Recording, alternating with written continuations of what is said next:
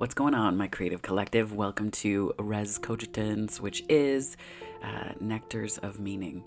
And so thinking about truth, this is inspired by A Course in Miracles, Lesson 51, where this is really a review of several of the earlier lessons. Now, someone left a comment on this channel, and I was very touched by it because they talked about how this channel and the things that we cover here have helped them with owning their truth where others may not have recognized it and may have pushed it away and all of that stuff. So I was very touched by it, and I thought how true this is of so many experiences that we have, that we seek truth, and in the process of making meaning, the degree to which we are able to own our truths regardless of who else believes in them, and to feel secure and safe in that. Safety is the big one, right? To feel safe in that is a huge deal. And it sort of dovetailed pretty beautifully with the most recent episode of the Self-Healer Soundboard episode, that podcast. A lot of these things lately have just been dovetailing together, which is kind of the divine inspiration of healing. That's, to me at least, how I know that this is all connected on a deep spiritual level. But one of the things that the Self-Healer Soundboard was talking about was the cocoon stage of healing in their recent episode. And it was really brilliant to me because it was talking about the ways, and what came up for me as I was watching that episode is just the places we go to when we go to the cocoon. What feels the most, natural for us, what feels the least natural, right? And not natural as in a norm, but what feels best to us is so different. And it can also speak to attachment styles and things like that. But one of the things that came up as I was watching that particular episode, and it was just such a huge moment, and I wanted to put it on here to talk about this as we go through A Course in Miracles, just lending inspiration for the journey, was the way that we can disown these truths when we don't face the complexity and nuance within us, and when we push them away. How the cocoon stage of healing and how these other stages of healing and even spiritual awakening are expressed, it sort of changes the texture and viscosity of those experiences. So, for example, I'm very much a Jenna in that I tend to, I need a lot of alone time. There's not in a way that is isolating or anything along those lines, but that's how I process things. That's where I kind of go. That feels natural to me to have that time just for me, right? It feels normal. That's a way that I can sink into myself, and I make myself more available to others through that. So I'm just using myself as an example to explain this. But there was also they were talking about the ways that differed for one another and across both of their experiences, Nicole and Jenna. And so one of the things that was very powerful for me was just reflecting on the ways that even in that quiet, we can get to a place where we deny truths within us. And even the healing stages can be a way that we anchor a denial of our truths and push them away. So when I think about coming out as trans, for example, and when I came out as trans and as trans, yes, but then also wanting to transition because that was another layer to it. For me, it was about there were these inalienable truths that I could no longer push away, right? And I realized how even healing processes, in the absence of these truths that I was, be able to speak out loud. And this is important too, because not everyone's going to come out. That's not how truth expresses for them. Not everyone's going to transition, no matter whether they're trans or not. So there's complexities here. This is just my experience, right? I just want to say that because sometimes when it comes to queer and trans experiences, people can paint with these broad strokes, and that's the very last thing I want to do is to limit the expression of my beloved community. So just as an aside, but I was thinking about how even when we're in these healing stages, we can reveal these other layers of things that need to be healed. And this is where we can't do everything all at once, which is beautiful. That's a good thing, actually, because it would be super stressful otherwise. But this to me is about getting to that place of recognizing that even in presence, right? Even when you're showing up for yourself and taking that time, if you're not facing these truths, that will be grounded in an absence, and you might walk away empty. I've wondered about the relation of this particular dynamic to the void, right? As part of the stage of spiritual awakening, or a stage of spiritual awakening, or a place on that kind of spectrum. And I've thought about how when we're in that void, is it because we are, there's not a lot going on, or is it because we're beginning to face these truths about ourselves that needed to see the light of day? Even if, even if somebody doesn't transition, I can tell you that it was such a relief. It was like breathing for the first time, recognizing that I was trans, recognizing that there was this part of me that needed to be expressed, and not as in a rush to do it, but needed to be expressed because there's an authentic part of me that deserved to feel the sunlight on my face with the rest of me, right? So I think about these truths, though, and how presence then. So when we show up for ourselves, presence can even then be an absence, and how we can do this to other people in our lives too, that we love and we want to show up for, because we have to deflect the way that we connect to them if we're disconnected from our own truths. So even in friendships, I was connected to friends and I would be showing up with friends, but sometimes I would be a million miles away. I would be a million miles away because I wasn't able to let this part of me that I knew needed to come out and needed to be expressed. And, for me, it was transness. For other people, it might just be something as simple as a way that you do something, a way that you like a topic that you like, that you feel makes you like geeky, right? Like we look at these things where we don't have the chance to express it in the everyday, or we get so our skills of denial become so refined that we push it away, that we push away those truths, that we stuff them down, we get rid of them, we do all of these things. So it's like there's a part of us that is neglecting, that we neglect willingly. And so even in presence, we are absent. So even when we're around people, we are absent from them. we are missing. We are physically there, but somewhere else, because even though we're connecting, and even if we're, even in the present moment, you can be connected there. But when you're in the present moment authentically, you're connected to all of these other truths that you might otherwise deny because they show up with you. They show up with you. So that if there's discomfort in the present moment, it's worth just observing it and watching it.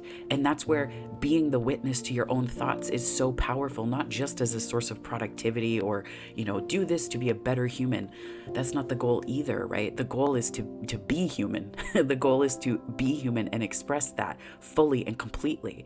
I was thinking about this relative to how we make meaning, right? How do you validate yourself if you're denying all of these other truths? Because then that validation is so attached to ego, because instead of being in touch with you, your authentic self, your authentic version, it's connecting to everything else that you place between yourself and these truths, right? I thought about, the way that I love working. I love to work. It's a good anchoring feeling for me. It's very grounding. It helps to ground my energy, and I really enjoy doing it.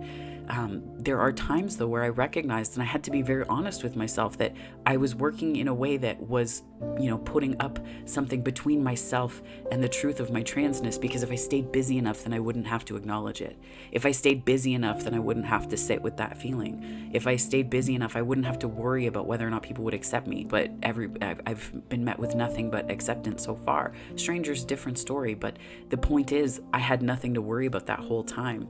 But those truths, right, the ways that I had constructed the truth through the lens of denial, through even healing stages, these truths that I held, and truths really are beliefs that we keep thinking, right? That's really what it is.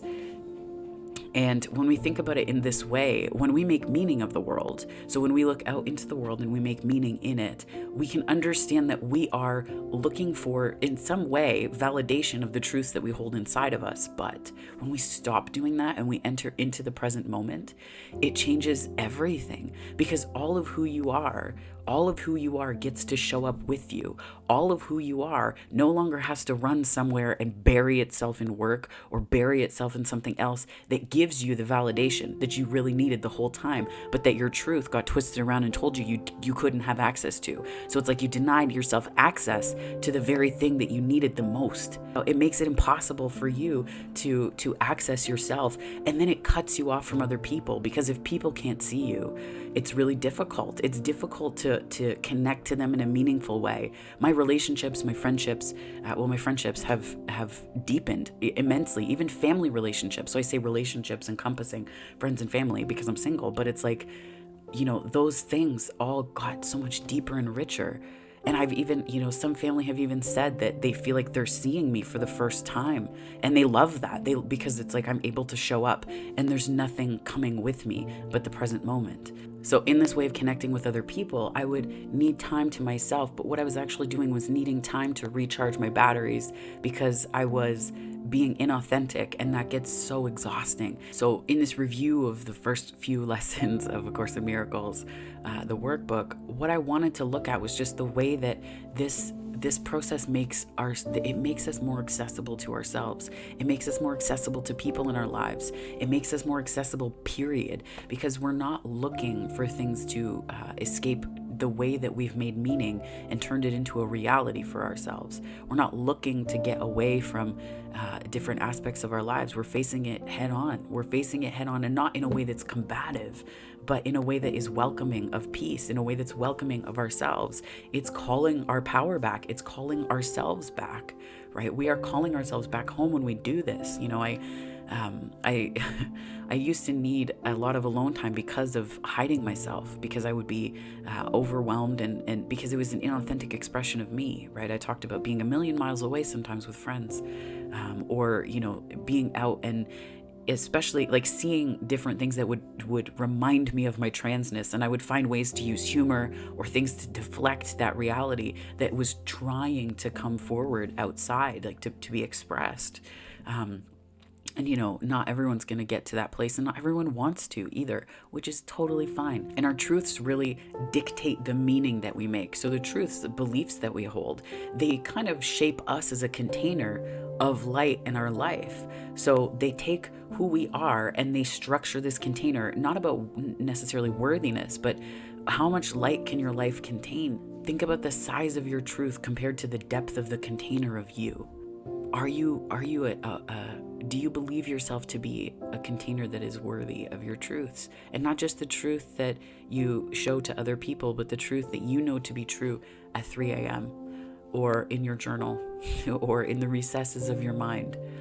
Do you believe that you're a container that is worthy of holding that truth? And it's also considering the way that you articulate your truths and live your truths, showing up without pretense. That can free others too. I've experienced that before. I mean, goodness, the book that I read, I've talked about it before, Yes, You Are Trans Enough. I'll put it here again because I'll talk about it until I'm blue in the face. But that person showing up and writing that book and owning their truth and being so, just articulating it in a way that was just so relatable, that was so courageous and just lovely to read. That truth helped me own mine. It helped me meet, the depth of Charlie, so that other people could know that person too, because they were deep, they were deep in there, right? So the way that we own our truths can help other people do that too. And sometimes we're not going to have people agree. We're going to have people be very cruel and harsh and sharp and intending to do that, because I've experienced it where when that happens, it's because there's a truth that someone or parts of their life are just laying on the button. They're laying on the button for other people. So when you own your truth, it becomes confrontational to that person or to those groups of people. You'll bump up against that because you're owning your truth in a way that's fearless, right? And you're shining your light in a way that's also authentic, which isn't necessarily, this isn't to create like a binary of war or anything like that with others, because when you're in the moment and just owning it, there's not much to fight against, because you can just see not just the energy of it, you can feel the energy of it, but you begin to understand how conflict becomes unnecessary as a way to find and speak your truth.